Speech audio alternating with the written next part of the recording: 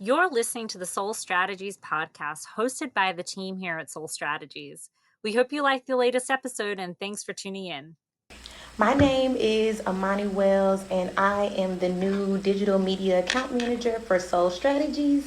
And I'm going to be getting on here maybe 1 or 2 times a week just to ramble on about things that are going on in politics, things that are going on in the progressive community, and anytime that I get inspired to rant and rave. So this is going to be my very first one.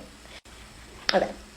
So the topic that I wanted to discuss today is the state of politics in America currently and the state of our parties. So technically we do have 2 political parties in America. We have the Republican Party and we do have the Democratic Party. But as of late, or not even as of late, for quite a long time now, it seems that both parties have been leaning to the right and the left seems to be left out of the conversation. So here recently, we just had the Electoral College finally confirm the win of Joe Biden, which should have been called weeks ago. And that leads me to the conversation that we're having now. I don't think a lot of us really thought about how close we were to ending democracy with this whole political coup that was trying to take place in the Republican Party and all of the lawsuits that were filed trying to overturn the election results. And while this was going on, it was interesting to see how the Democratic Party just kind of stood in the background and was kind of almost letting this happen and letting it unfold without speaking up loud enough and without putting a definite end to the madness that was going on. And that is because the Democratic Party currently is a little, not even a little, they're weak.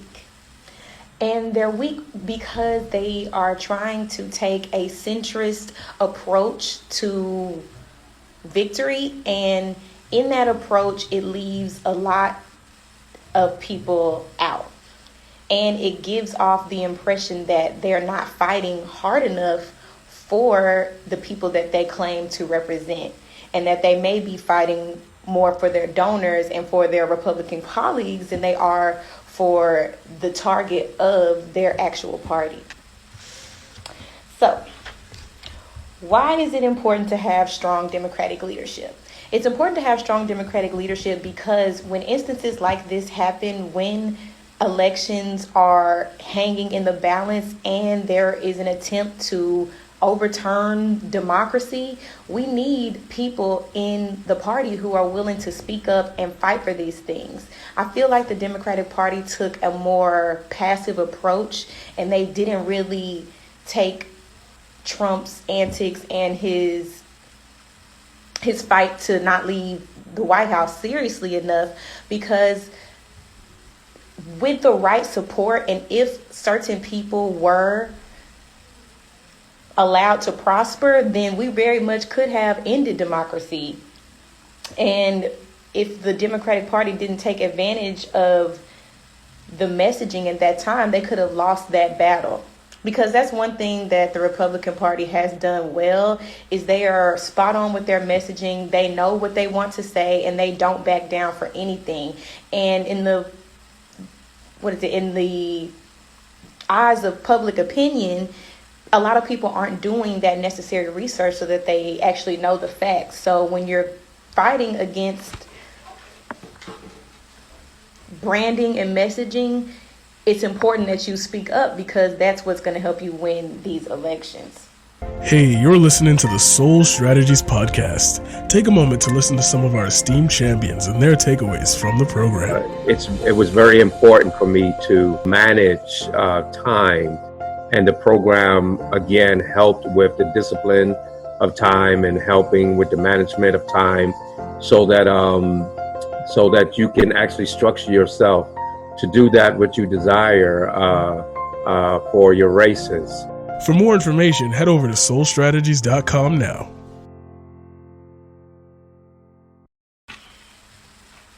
So anyway, back to my initial point. I went off on a little tangent, but my initial point was we need to elect more progressives to the Democratic Party so that left-wing people in this country can have a voice and so that real progress can be made. Right now in the party, we have a Democratic Party, but their views and the things that they're fighting for aren't in alignment with what the country wants.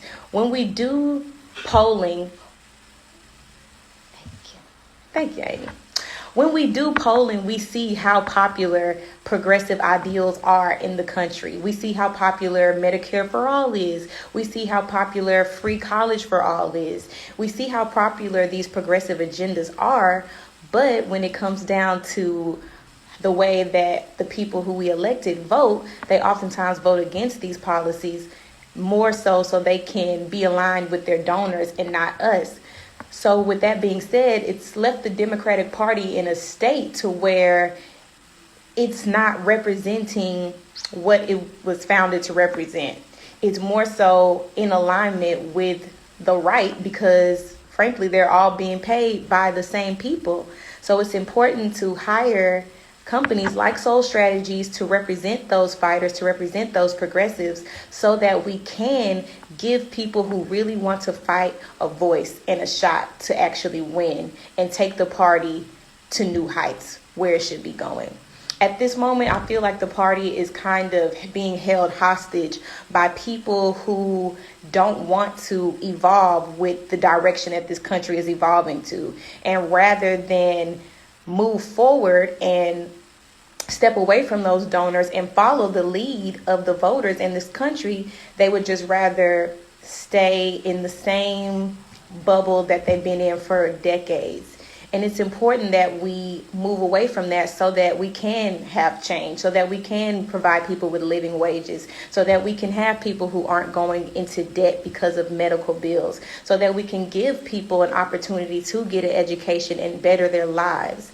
And that's why fighting for candidates like AOC, Bernie Sanders, and other progressives in districts all across the nation is important, because we want to make that progress and we want to see those changes. The right wing has done a good job at honing in on their audience and knowing and who they're fighting for. And even though a lot of the times those voters vote against their own interest, they are so devoted to the party that they're just willing to do that. And the Democratic Party in the current state that it's in doesn't have that same dedication or that same fandom. The Republican Party has fans and voters. They have people that rep their flags, like will wear Republican on their shirts. They have diehard fans, and because they've been able to create a base like that, they're able to get their voters more active than Democrats are. In this past election, I was one of the people that was very, very nervous for the results, because I just knew a lot of people weren't motivated to vote for Joe Biden. They voted for him because they didn't want Trump, but it wasn't something that they were excited to do. I wasn't one of the people who was just excited to vote for Joe Biden, but I'm also somebody who didn't want to see Trump have another term. So we need to take some of those strategies that Republicans use to excite their base and do the same for the Democratic base. And in order to do that, we have to listen to Democratic voters and what it is that they really, really want.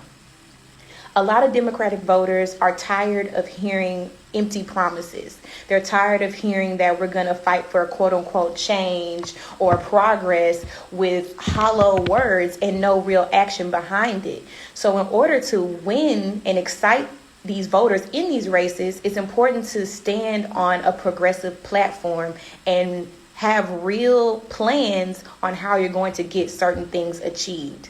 I know a lot of people in the communities of color, and especially in the African American communities feel like they're being taken advantage of by the party, because it's just, they feel like, obviously they quote unquote have to vote for the Democratic Party because they know if they vote for the Republican Party, that's not going to do anything for them. And I feel like a lot of Democratic candidates have used the Black and communities of color as a crutch, because they just know that those people will vote for them, but they're not giving them any positive change in exchange for those votes.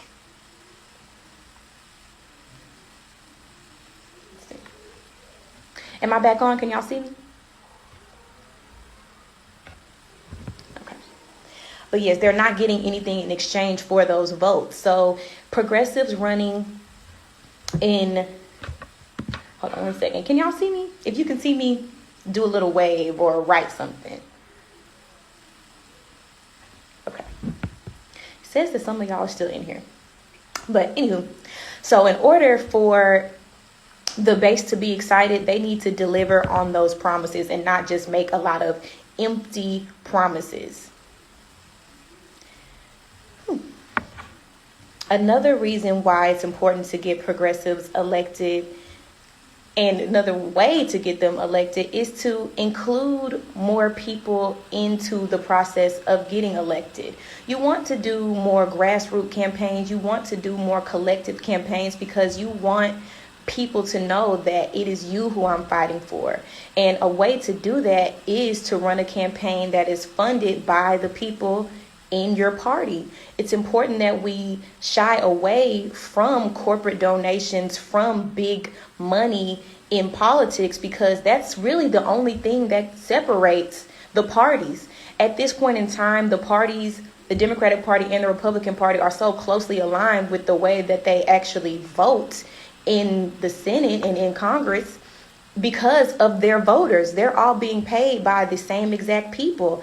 And when it boils down to it, in the Democratic Party, it's easy to stand up for social justice issues. It's easy to say, hey, I'm not racist, or hey, I support the LGBTQ community, or hey, I'm for women's rights. But when it comes down to actually fighting for that legislation and putting real change forward, that's where we see that the parties are not very different at all. The only difference is the verbiage that they use. The only difference is some of the virtue signaling and some of the, what's the word I'm looking for? Staples that Democratic parties will put in. When you're looking at Joe Biden's cabinet picks, you see that he's picking people of color. He's considering a Native American woman. He's chosen an African American man to be Secretary of State. Like, you see them doing these things, but you really want to look into the actual politics into those picks. Is he choosing people that are actually progressive? Is he choosing people that will actually fight for change? Or is he just choosing people that will act as a signal? That'll act as, hey, look, we have a black girl here, or hey, look, we have a Native American woman.